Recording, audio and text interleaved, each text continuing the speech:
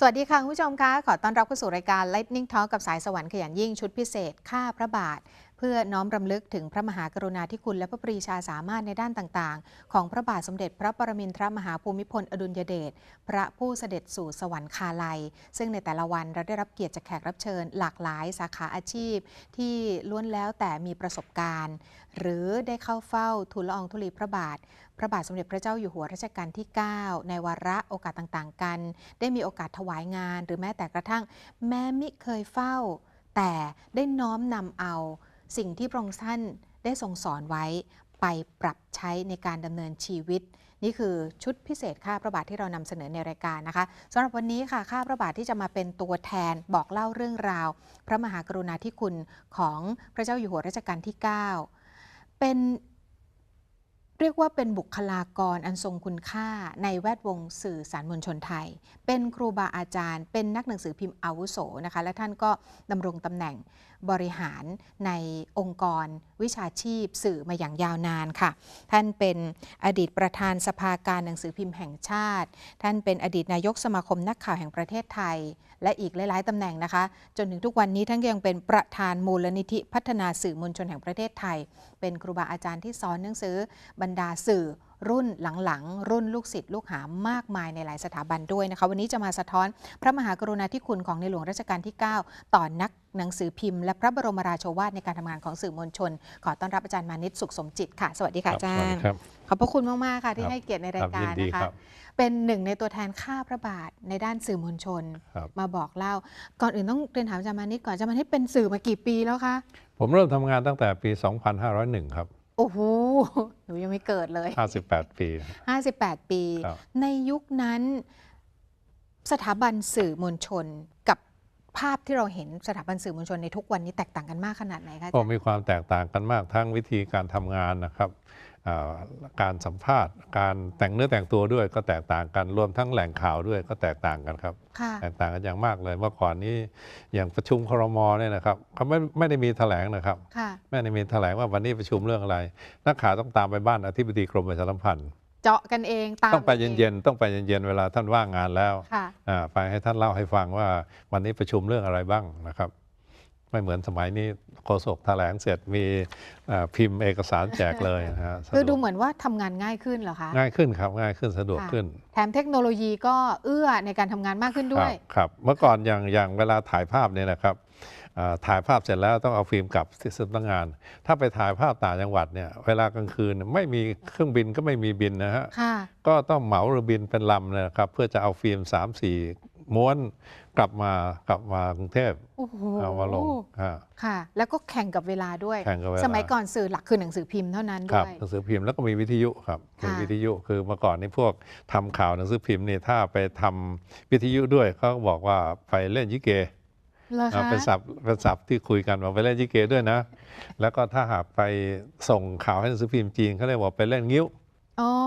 ถ้าไปส่งข่าวให้หนังสือพิมพ์ฝรั่งด้วยเรียกว่าเล่นโอเปร่าอ๋อค่ะมีศัพท์แสงที่เป็นที่รู้กันในหมู่นักหนังสือพิมพ์รุ่นเก่าใครมีงานพิเศษใครมีไซด์ไลน์อะไรยังไงค่ะอาจารย์เริ่มต้นที่สำนักไหนก่อนคะตอนผมเริ่มต้นหนังสือพิมพ์กรุงเทพรายวันครับอยู่ตรงอนุสาวรีย์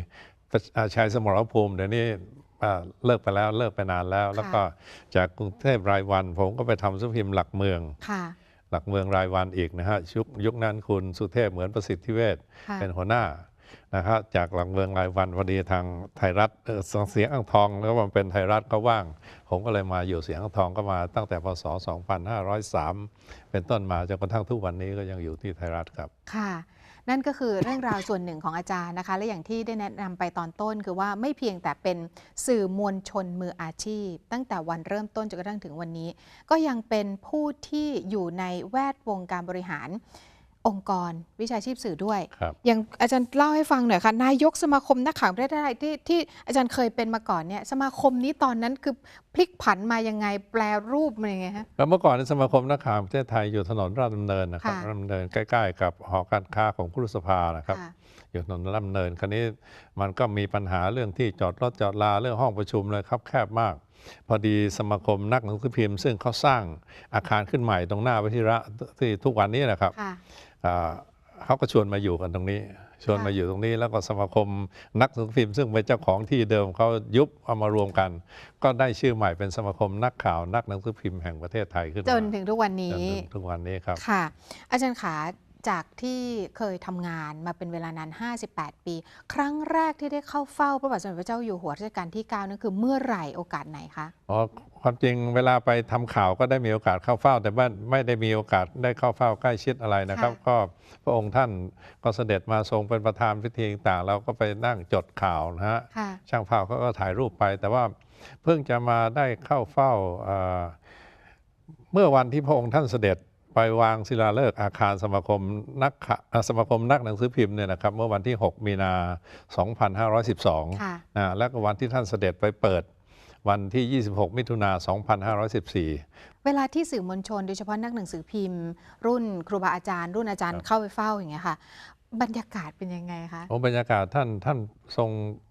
เป็นกันเองมากนะครับคือพระองค์ท่านไม่ได้ถือเนื้อถือตัวเลยนะฮะท่านก็เล่าให้ฟังตอนที่พวกผมไปกันเมื่อปี 2539 นะครับเจ้าหน้าที่ข้างในวางมาบอกว่าให้เฝ้าไม่เกิน 45 นาทีนะเพราะพระองค์ท่านประทับนั่งนานไม่ได้วันนี้พระองค์ท่านก็เล่าอะไรต่ออะไรให้ฟังเล่าพระราชทานมาเราก็ยกนาฬิกากันดูพระองค์ท่านก็บอกว่ายังพูดไม่จบซึ่งเรากลัวว่าจะเกินเวลาเราก็จะถวายบังคมลาปรากฏว่าทรงรับสั่งว่ายังพูดไม่จบทรง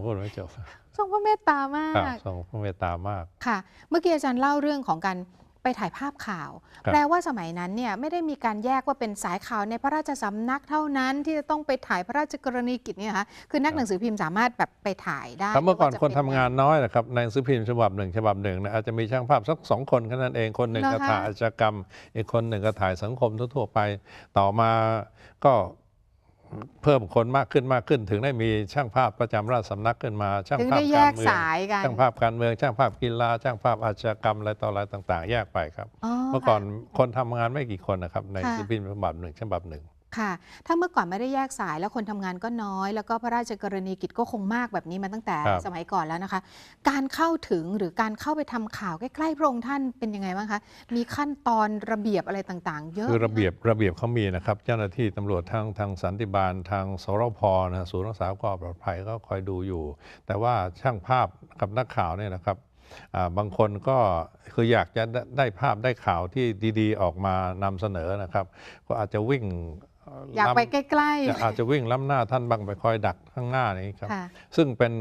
เราดูกันทั่วไปแล้วเนี่ยครับก็เป็นกริยาที่ไม่สมควรนะไปทำอย่างนั้นแต่พระองค์ท่านก็ไม่ได้ถือโกรธอะไรเลยผมได้ทราบว่าบางครั้งนี่ครับพระองค์ท่านยังมากำหนดว่าช่างภาพไปยืนอยู่ตรงนี้อย่างเช่นจะมีงานเลี้ยงในพระตำหนักจิรดาละโหฐานเลี้ยงแขกต่างประเทศก่อนจะถึงงานเลี้ยงเนี่ยพระองค์ท่านจะเสด็จมาทอดพระเนตรมหาดเล็กว่าการเสิร์ฟอาหารยืนยังไงแล้วพระองค์ท่านก็บอกว่าตรงนี้ให้ช่างภาพเขามายืนนะจะได้ถ่ายรูปได้เป็นมุมเป็นวงกว้างอย่างนี้เป็นต้นอาจจะเป็นด้วยพระอัธยาศัยที่ทรงโปรดการถ่ายภาพแล้วด้วยถูกต้องครับท่านโปรดการถ่ายภาพคุณสายสวรรค์คงจะเคยได้อ่านหนังสือว่าสมัยรัชกาลที่ 8พระเชษฐาพระองค์ท่านเสด็จเยี่ยมพี่น้องประชาชนแถวเยาวราชแถวสำเพ็งนะครับพระองค์ท่านรัชกาลที่ 9เนี่ยท่านตามเสด็จไปด้วยแล้วก็ถือกล้องคอยฉายพระรูป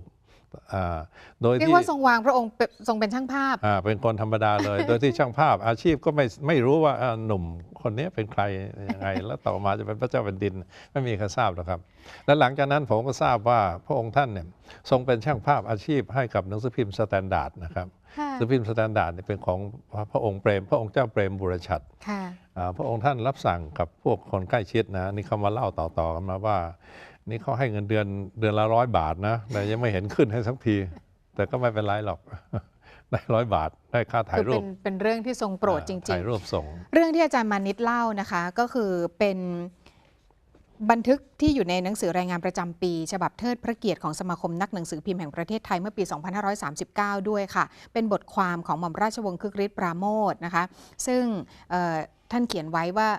พระมหากรุณาธิคุณต่อนักหนังสือพิมพ์ซึ่งตีพิมพ์ครั้งแรกเมื่อปี 2512 ส่วนหนึ่งนะคะ หม่อมราชวงศ์คึกฤทธิ์เล่าว่าประมาณ 25 ปีมาแล้วในสมัยรัชกาลที่ 8 ช่างภาพหนังสือพิมพ์ที่ไปถ่ายภาพงานพระราชพิธี และงานเสด็จพระราชดำเนินต่างๆ รู้สึกตัวว่ามีช่างภาพอีกคนหนึ่งเข้ามาอยู่ในกลุ่มของตน ช่างภาพคนนั้นพูดจาแต่น้อย ถ่ายภาพเอาจริงเอาจัง คนหนังสือพิมพ์เห็นแล้วก็เกิดความเลื่อมใส ครั้นเข้าไปพูดจาด้วย ช่างภาพนั้นก็ปราศัยแต่โดยดี ให้ความสนิทสนมด้วยทุกครั้งไป คนหนังสือพิมพ์นั้นเป็นคนใจคอกว้างขวางเมื่อเห็นใครที่กระทำกิจการอย่างเดียวกับตนอย่างเอาจริงเอาจังไม่ถือเนื้อถือตัวก็กำหนดหมายว่าคนคนนั้นเป็นพวกเดียวกันเกิดความเคารพนับถือสนิทสนมทางใจผูกพันกับผู้คนมาจนถึงบัดนี้ถึงแม้ว่าผู้ที่คนหนังสือพิมพ์ยอมรับเข้าพวกแล้วนั้นจะได้เสด็จขึ้นเถลิงถวัลยราชสมบัติเป็นพระมหากษัตริยาธิราชเจ้ารัชกาลที่ 9 แห่งพระบรมราชจักรีวงศ์ความสัมพันธ์อันใกล้ชิดนั้นก็ยังคงมีอยู่ตลอดมาจนตราบเท่าถึงทุกวันนี้ในใจของคนหนังสือพิมพ์ทั่วไปนี่คือสิ่งที่เป็นที่มาที่ทำให้นักหนังสือพิมพ์รุ่นครูบาอาจารย์มักจะบอกว่าเป็นในหลวงของคนหนังสือพิมพ์อย่างนั้นใช่ไหมคะอาจารย์ครับคือพวกเราก็ไม่ใช่ตีเสมอหรืออาจเอื้อมอะไรนะครับแต่พระองค์ท่านทรงปฏิบัติพระองค์อย่างนั้นพระองค์ท่านเข้าใจเข้าพระทัยในเรื่องของงานสื่ออย่างดีเลยครับผมยกตัวอย่างว่าเมื่อปี 2503 นะครับพระองค์ท่านเสด็จสหรัฐอเมริกาท่านไปพูดที่สมาคมนักหนังสือพิมพ์ที่กรุงวอชิงตันท่านบอกว่าหน้าที่ของคนหนังสือพิมพ์กับหน้าที่ของพระเจ้าแผ่นดินนั้นมีลักษณะอย่างเดียวกันคือทำให้เกิดความเข้าใจอันดีและถูกต้องขึ้นในมวลชนนะครับแล้วนอกจากนั้นอีกครั้งหนึ่งที่พระองค์ท่านเสด็จที่อเมริกาอีกครั้งหนึ่งท่านรับสั่งกับในพิพิธภัณฑ์เมโทรโพลิแทนที่นิวยอร์กบอกว่าผู้มีหน้าที่สื่อข่าวก็ดีหรือมีหน้าที่ประสานความเข้าใจระหว่างคนหลายชาติหลายชั้นก็ดีควรสำนึกเสมอว่างานของเขาเป็นงานสำคัญและมีเกียรติสูงเพราะหมายถึงความรับผิดชอบอันยิ่งใหญ่ในการร่วมกันสร้างสันติสุขให้แก่โลกพระองค์ท่านเข้าพระทัยดีว่างานหนังสือพิมพ์นั้นเป็นงานที่มีความสำคัญมากครับค่ะนั่นคือสิ่งที่อาจารย์ก็ได้สัมผัสมาตั้งแต่เป็นนักข่าวใหม่ๆแล้วก็เห็นเรื่องราวต่างๆเหล่านี้มาโดยตลอดและที่ได้เข้าเฝ้าใกล้ชิดมากที่สุดตอนที่เสด็จพระราชดำเนินยังสมาคมนักหนังสือพิมพ์แห่งประเทศไทยใช่ไหมคะอาจารย์อันนี้คือปี 2514 ปี 2512 ก่อนครับท่านวางศิลาฤกษ์ครับวางศิลาฤกษ์แล้วอาคารนั้นก่อสร้าง 2 ปีท่านเสด็จอีกครั้งหนึ่งครั้งที่ 2นี่สมเด็จพระนางเจ้าตามเสด็จพระดำเนินไปด้วยครับท่านเสด็จถึง2 ครั้งซึ่งไม่มีที่ไหนนะเท่าที่ผมดูแล้วอย่างมากก็ไปงานเปิดเท่านั้นเองนี่ท่านเสด็จทั้งวางศิลาฤกษ์ด้วยทั้งไปเปิดด้วยแล้วก็ท่านก็พระราชทานพระบรมราโชวาทเนี่ยที่อยู่ในมือคุณสายสวรรค์เนี่ยนะครับอันนี้คือปี 2514 นะคะที่เป็นพระราชดำรัสวันที่เสด็จพระดำเนินทรงเปิดแล้วบอกว่าข้าพเจ้าขอฝากความคิดไว้สำหรับท่านทั้งหลายว่าทุกคนไม่ว่าจะมีอาชีพใดต่างมีหน้าที่ร่วมกันอยู่ประการหนึ่งเหมือนกันหมดคือหน้าที่ที่จะทำตัวให้เป็นคนมีประโยชน์และมีค่าต่อบ้านเมืองและส่วนรวมได้แก่การทำงานด้วยความตั้งใจจริงประพฤติสุจริตและตั้งตนอยู่ด้วยคุณธรรมเพื่อให้ผลการปฏิบัตินั้นบังเกิดเป็นความสุขความเจริญและความสงบเรียบร้อยของชาติบ้านเมืองนักหนังสือพิมพ์เป็นผู้เสนอข่าวสารความรู้ความคิดเห็นรวมทั้งเป็นปากเสียงแทนผู้อื่นทุกเรื่องทุกสิ่งที่ท่านนำลงพิมพ์ในหนังสือพิมพ์แพร่หลายไปได้โดยรวดเร็วและกว้างขวางอย่างไม่มีขอบเขตจึงจำเป็นอย่างยิ่งที่จะต้องปฏิบัติงานด้วยความตั้งใจด้วยความพิจารณาที่รอบคอบด้วยความสุจริตยุติธรรมและด้วยความสำนึกในความรับผิดชอบเป็นพิเศษอยู่เป็นนิดคิดว่าพระบรมราโชวาทที่ได้พระราชทานในแต่ละครั้งนะท่านทรงยึดมั่นอยู่ในหลักจริยธรรมแห่งวิชาชีพหนังสือพิมพ์เพราะฉะนั้นพระบรมราโชวาทเนี่ยเอามาเป็นธงมาเป็นต้นแบบในการทำงานได้เลยนะครับเวลาจะทำอะไรนึกถึงพระบรมราโชวาทอันนี้ของท่านไว้อย่างเช่นในเรื่องการให้เสนอข่าวข้อเท็จจริงเท่านั้นนะฮะอย่าเอาเรื่องที่มันไม่จริงหรือเรื่องอื่นๆมาเสนอให้ประชาชนทราบเนี่ยนะครับรวมทั้งเรื่องการใช้ถ้อยคำอะไรที่ไม่ระมัดระวังพระองค์ท่านรับสั่งอย่างนี้นะครับว่าการแพร่ข่าวโดยขาดความระมัดระวังหรือแม้แต่คำพูดง่ายๆเพียงนิดเดียวก็สามารถทำลายงานที่ผู้มีความปรารถนาดีทั้งหลายพยายามสร้างสรรค์ไว้ด้วยความยากลำบากหากจะแก้ตัวว่าการพูดพล่อยๆเพียง2-3 คำนี้เป็นเรื่องเล็กไม่น่าจะเก็บมาถือเป็นเรื่องใหญ่เลยก็ไม่ถูกเหมือนฟองอากาศนิดเดียวถ้าเข้าไปอยู่ในเส้นเลือดก็จะสามารถปิดชีวิตคนได้ทั้งคน และน้ำตาลหวานก้อนเล็กนิดเดียวถ้าใส่ลงไปในถังน้ำมันรถก็จะทำให้เครื่องจักรดีๆของรถเสียได้โดยสิ้นเชิง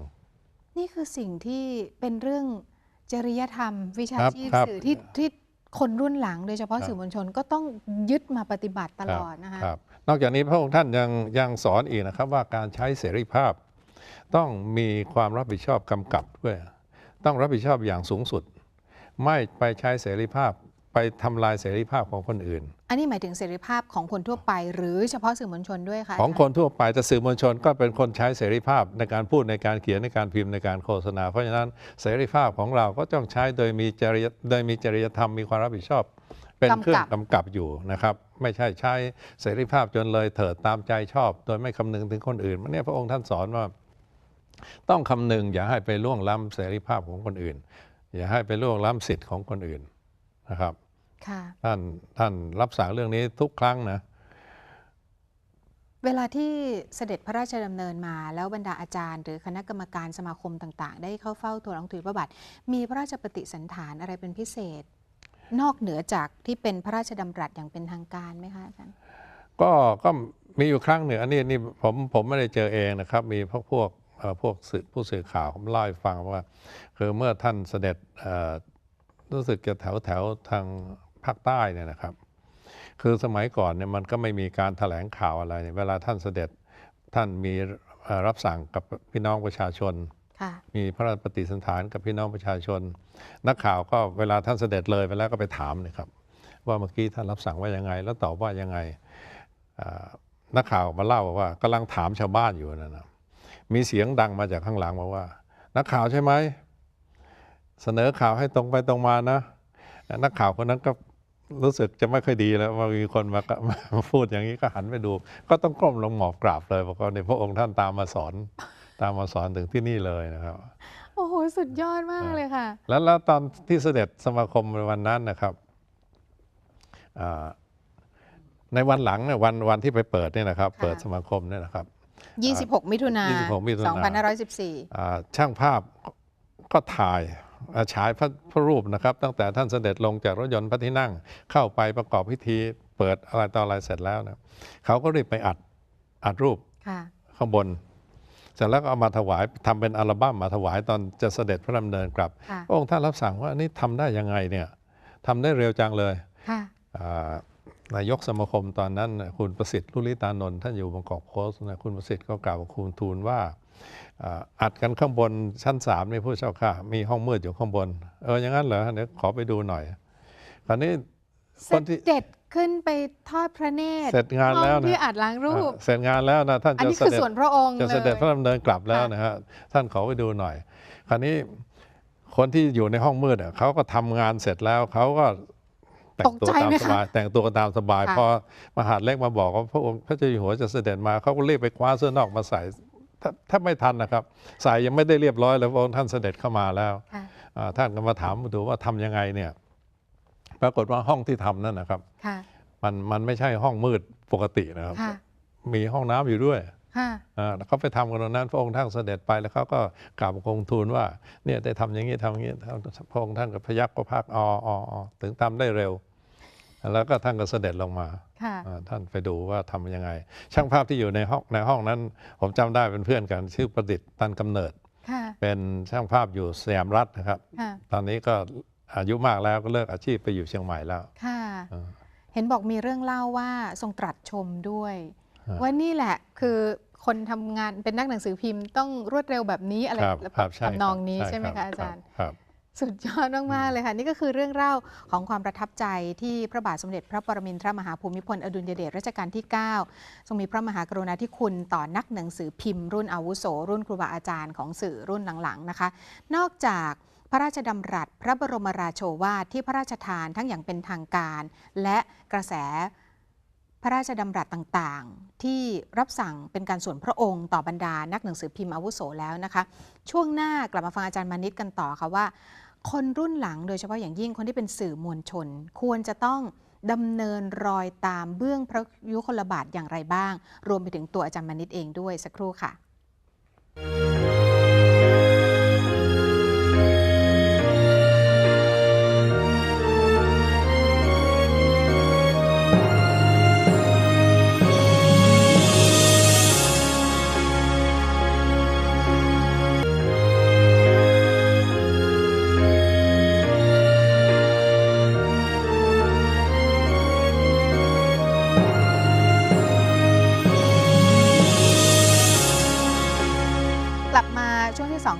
Talk กับสายสวรรค์ขยันยิ่งนะคะยังคงอยู่กับอาจารย์มานิช สุขสมจิตอดีตประธานสภาการหนังสือพิมพ์แห่งชาติอดีตนายกสมาคมนักข่าวแห่งประเทศไทยและปัจจุบันประธานมูลนิธิพัฒนาสื่อมวลชนแห่งประเทศไทยค่ะอาจารย์คะมีเรื่องราวมากมายเกี่ยวกับในหลวงรัชกาลที่ 9แต่ขออาจารย์ยกตัวอย่างอีกสักเรื่องหนึ่งที่เป็นเรื่องสำคัญและอยากจะถ่ายทอดให้คนรุ่นหลังไว้ในรายการนี้หน่อยค่ะผมคิดว่ามีเรื่องสำคัญที่สุดซึ่งถ้าไม่ถามผมก็จะพูดละนะจะเล่าให้ฟังว่าพระมหากรุณาธิคุณที่มีแต่วงการสื่อมวลชนนั้นยิ่งใหญ่มากครับมีเรื่องหนึ่งครับเรื่องหนึ่งก็เมื่อปี 2535 รัฐบาลได้เสนอแก้กฎหมายอาญาให้ลงโทษฐานหมิ่นประมาทด้วยการโฆษณาแก้กฎหมายอาญาเสร็จแล้วกฎหมายอาญานั้นมีโทษจำคุก2 ปีและปรับ 200,000 บาทนะครับแก้กฎหมายอาญาเสร็จแล้วรัฐบาลนั้นเองก็เสนอแก้กฎหมายแพ่งอีกให้ผู้กระทำผิดชดใช้ความเสียหายในทางแพ่งคือให้ปรับ20 เท่าของโทษทางอาญาโทษทางอาญาปรับ200,000 บาท20 เท่าก็คือ4 ล้านบาทนั่นแหละครับคือถ้าใครทำความผิดฐานหมิ่นประมาทด้วยการโฆษณานะไม่ว่าจะเป็นโฆษณาด้วยหนังสือพิมพ์ด้วยวิทยุด้วยโทรทัศน์อะไรก็ตามนะครับนอกจากถูกลงโทษทางอาญาแล้วจะโดนทางแพ่งอีกคราวนี้กฎหมายแพ่งที่เสนอเนี่ยนะครับที่ให้ชดใช้ค่าเสียหาย4 ล้านบาทอีกต่างหากเนี่ยนะครับได้มีการลงมติในสภานิติบัญญัติแห่งชาติแล้วนำขึ้นทูลเกล้าแล้วรัฐบาลนำขึ้นทูลเกล้าแล้วปรากฏว่ารอคอยอยู่นานทีเดียวไม่มีโปรดเกล้าลงมาว่าให้ประกาศใช้เป็นกฎหมายได้ผมก็สนใจผมก็ไปกราบเรียนถามท่านอาจารย์สัญญาธรรมศักดิ์ท่านเป็นประธานองคมนตรีเรียนถามท่านอาจารย์ว่ากฎหมายนี่ไม่ลงมานะครับอาจารย์ครับท่านตอบว่าไม่ลงมาหรอกเพราะพระองค์ท่านไม่ลงพระปรมาภิไธยผมถามว่าอ้าวทำไมล่ะครับท่านบอกว่ามันไม่ค่อยเหมาะนะครับคืออย่างนี้ท่านก็ระมัดระวังคำพูดนะครับแต่ผมก็อ่านดูแล้วผมก็รู้สึกว่ามันไม่เป็นไปตามหลักนิติธรรมหรอกครับเพราะโทษทางอาญาก็โดนแล้วมาโดนทางแพ่งอีกทางแพ่งนี่ก็ไม่ว่าหรอกครับถ้าเขาเสียหายนะครับก็ต้องชดใช้เขาแต่ว่าความเสียหายนั้นควรจะให้ศาลเป็นผู้กำหนดว่าควรจะจ่ายเงินเท่าไหร่ไม่ใช่กฎหมายกำหนดมาเลยให้จ่ายอย่างน้อย4 ล้านบาทเลยไม่ใช่อย่างนั้นปกติแล้วอย่างเวลารถชนกันเนี่ยครับศาลก็จะพิจารณาว่าความเสียหายมันเท่าไหร่ไม่ใช่ว่ารถชนประตูพังแล้วก็ซื้อรถใหม่ให้เขาทั้งคันไม่ใช่ก็เปลี่ยนเฉพาะประตูใช่ไหมครับศาลใช้ดุลพินิจแล้วว่าประตูพังอย่างเดียวเพราะนั้นเปลี่ยนเฉพาะประตูอย่างเดียวแต่นี่ให้จ่าย4 ล้านบาทเลยคือตีขลุ่มไม่หมดเลยไม่เหมาะค่ะนะแล้วก็รัฐธรรมนูญตอนนั้นนะครับบอกว่าถ้าไม่ทรงลงพระปรมาภิไธยก็ให้สภานิติบัญญัติแห่งชาติเนี่ยยืนยันด้วยมติ2 ใน 3ให้นำขึ้นทูลเกล้าอีกครั้งหนึ่งถ้าไม่ลงพระปรมาภิไธยก็ให้ประกาศใช้เป็นกฎหมายเลยปรากฏว่าสภาก็ไม่กล้ายืนยันต่อจากนั้นอีกไม่กี่เดือนนะครับมีการยุบสภาเลือกตั้งใหม่กฎหมายก็เลยตกไปกฎหมายอันนี้นะครับไม่ใช่ว่าจะเป็นประโยชน์เฉพาะสื่อมวลชนที่จะได้ทำหน้าที่อย่างไม่ต้องเกรงกลัวอย่างไม่ต้องหวาดผวานะครับผมว่าเป็นประโยชน์กับประชาชนด้วยคือถ้าหากสื่อได้ทำหน้าที่ในการตรวจสอบสังคมตรวจสอบรัฐบาลได้มันก็ประโยชน์ก็จะเกิดกับส่วนรวมนะครับนี่ก็เมื่อไม่มีกฎหมายนี้แล้วสื่อก็ยังทำหน้าที่ตรวจสอบได้โดยระมัดระวังอย่าให้ไปผิดกฎหมายอาญาเข้าก็แล้วกันค่ะอันนี้แหละครับเป็นเรื่องสำคัญมากครับราชการนี้ด้วยค่ะซึ่งสื่อมวลชนทุกคนควรจะได้รู้นะฮะแต่ว่าเวลามันนานมาแล้วคนที่รู้เรื่องตอนนั้นก็เลิกอาชีพไปก็มีเสียชีวิตไปแล้วก็มีนะครับคนรุ่นใหม่ไม่ค่อยทราบผมก็เลยมาเล่าเรื่องนี้ให้คนรุ่นใหม่ได้ฟังว่านี่เป็นพระมหากรุณาธิคุณที่ยิ่งใหญ่มากที่ไม่ทรงลงพระปรมาภิไธยในกฎหมายพระราชอำนาจนี้เป็นพระราชอำนาจที่กำหนดไว้ในรัฐธรรมนูญทุกฉบับครับฉบับใหม่นี้ก็มีด้วยแต่ว่าพระองค์ท่านไม่ค่อยใช้หรอกครับพระองค์ท่านเท่าที่ผมจำได้ใช้2 ครั้งครั้งนี้ครั้งหนึ่งและอีกครั้งเป็นกฎหมายเกี่ยวกับสถาบันการศึกษาเนี่ยครับเขียนถ้อยคำไม่ถูกต้องพระองค์ท่านก็ทรงยับยั้งแล้วไปแก้ไขใหม่แล้วก็ตอนหลังท่านก็ลงพระปรมาภิไธยประกาศใช้เป็นกฎหมายได้มีฉบับนี้นะครับไม่ได้ประกาศเป็นกฎหมายนี่คือเรื่องราวที่ควรค่าแก่การบันทึกไว้ในรัชกาลที่ 9นะคะแล้วก็เป็นผลที่ทำให้สื่อมวลชนยังคง กล้าที่จะยืนหยัดทำหน้าที่ตรวจสอบในสิ่งที่ไม่ต้องเกรงกลัวถ้าเกิดว่าตัวเองทำได้ถูกต้องแต่ถ้าทำไม่ถูกไปละเมิดใครก็อีกเรื่องหนึ่งก็สื่อก็ต้องผิดไปก็ว่าไปตามผิดนี่คือเรื่องราวที่หลายคนไม่เคยได้ฟังเรื่องนี้มาก่อนนะคะและทำให้เราได้เห็นอีกอย่างหนึ่งค่ะว่าเวลาที่ทางฝ่ายนิติบัญญัติทูลเกล้าทูลกระหม่อมเพื่อทรงลงพระปรมาภิไธยในกฎหมายฉบับใดฉบับหนึ่งนั้นทรงมีพระบรมราชวินิจฉัยหรือทรงอ่านอย่างละเอียดก่อนที่จะโปรดลงมาครับผมได้ทราบมาจากท่านองคมนตรีบางท่านนะครับว่าพระองค์ทรงซักถามนะครับรายละเอียดกฎหมายนี่เป็นยังไงเป็นธรรมกับประชาชนหรือเปล่าแล้วก็เมื่อได้รับคำตอบว่าถูกต้องแล้วเป็นธรรมแล้วถึงได้ลงพระบรมราชวินิจฉัยครับค่ะนี่ก็คือเรื่องราวที่อาจารย์มานิตได้มาบันทึกไว้ในรายการนี้นะคะสุดท้ายค่ะอาจารย์ขาอยากจะเน้นย้ำให้คนรุ่นหลังโดยเฉพาะอย่างยิ่งสื่อมวลชนซึ่งปัจจุบันนี้สื่อมวลชนมากกว่าในยุคอาจารย์เป็นนักข่าวใหม่ๆเยอะเลยนะคะก็จะมีเด็กๆที่เติบโตอย่างรวดเร็วจบใหม่ออกมาทำงานอาจารย์อยากจะเน้นย้ำอะไรถ้าเรานึกถึงพระบรมราโชวาทของรัชกาลที่9ค่ะครับก็เรื่องจริยธรรมเนี่ยนะครับคือการทำอาชีพทุกอาชีพนะครับจะต้องมีจริยธรรมของแต่ละอาชีพเป็นตัวกำกับอยู่นะครับเพราะฉะนั้นอาชีพสื่อมวลชนแม้ว่าคุณจะไม่ได้ไปปฏิญาณที่ไหนเลยบอกว่ามาทำหน้าที่นี้แล้วจะปฏิบัติตามจริยธรรมแต่ว่ามันก็เป็นอันรับรู้โดยปริยายว่าเมื่อเข้ามาสู่อาชีพนี้แล้วจะต้องยึดมั่นอยู่ในจริยธรรมแห่งวิชาชีพและพระองค์ท่านมีพระบรมราโชวาทแต่ละครั้งแต่ละหนนะครับเป็นไปตามหลักจริยธรรมแห่งวิชาชีพของสื่อทั้งนั้นเลยนะผมก็อยากชักชวนให้พรรคพวกเราเพื่อนฝูงลูกหลานปฏิบัติตามพระบรมราโชวาทปฏิบัติตามหลักจริยธรรมแห่งวิชาชีพนอกจากนี้แล้วนะครับช่วงนี้พวกเราหลายๆคนก็พูดกันว่านี่จะเดินตามรอยพระบาทจะทำโน่นทำนี่นะครับก็เรียนว่าอย่าลืมนะนานไปแล้วอย่าลืมตั้งใจจะทำความดีถวายเป็นพระราชกุศล